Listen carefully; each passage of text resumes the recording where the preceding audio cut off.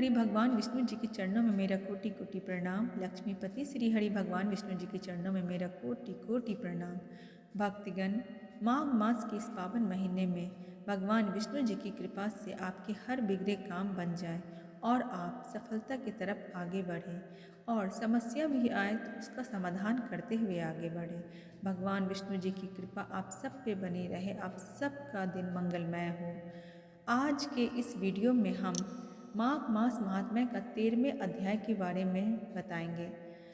जैसा कि आप सब सुन रहे हैं, इस अध्याय को अध्ययन कर रहे हैं, तो यमदूत के हर बात को विकुंडल ने बहुत गौर से सुना और विकुंडल कहने लगा कि तुम्हारे वचनों से मेरा चित्त अति प्रसन्न हुआ है, क्योंकि सज्जनों के वचन सदैव गंगाजल के सदृश पापों का नाश करने वाले होते हैं। उपकार करना तथा मीठा बोलना सज्जनों का स्वभाव ही होता है। जैसे अमृत मंडल चंद्रमा को भी ठंडा कर देता है। अब कृपा करके यह बतलाइए कि किस प्रकार मेरे भाई का नरक से उद्धार हो सकता है। तब दूत ने कुछ देर ज्ञान दृष्टि से विचार कर मित्रता रूपी रस्से से बंधा हुआ बोला कि हे वैश्य, यदि तुम अपने भाई के लिए स्वर्ग की कामना करते हो तो जल्द ही अपने 8 जन्म के पुण्य फल को उसके निर्मित अर्पण कर दो। तब विकुंडल ने कहा, हे यमदूत, यह पुण्य क्या है और मैंने कौन से जन्म में और कैसे किया है, सो सब बतलाओ, फिर मैं अपना पुण्य अपने भाई को दे दूंगा।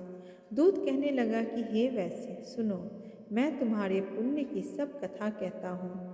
पूर्व समय में मधुबन में शाल्की नाम के ऋषि थे।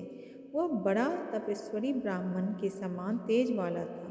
नवग्रह की तरह उसकी स्त्री रेवती के 9 पुत्र थे, जिनके नाम ध्रुव, शशि, बुध, तार, ज्योतिमान थे। इन 5 ने गृहस्थाश्रम धारण किया तथा निर्मोह, जीतमाय, ध्याननिष्ठ और गुणातज्ञ ये चारों संन्यास ग्रहण कर वन में रहने लगे।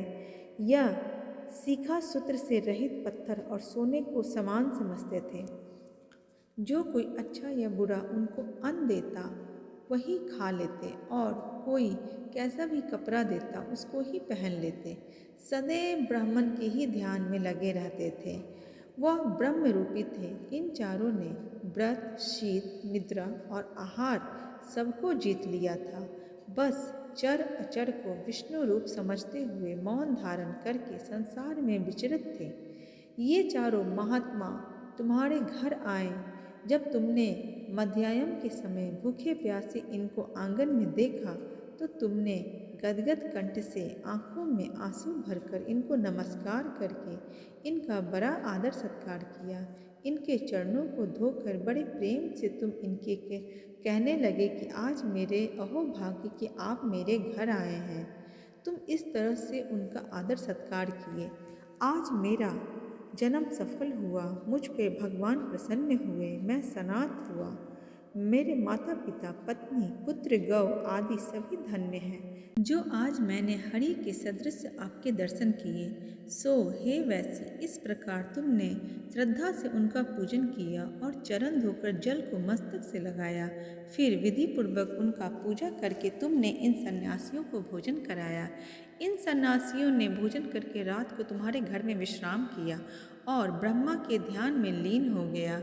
इन सन्यासियों के सत्कार से जो पुण्य तुमको मिला है सो मैं भी कहने में असमर्थ हूँ, क्योंकि सब भूतों में प्राणी श्रेष्ठ है।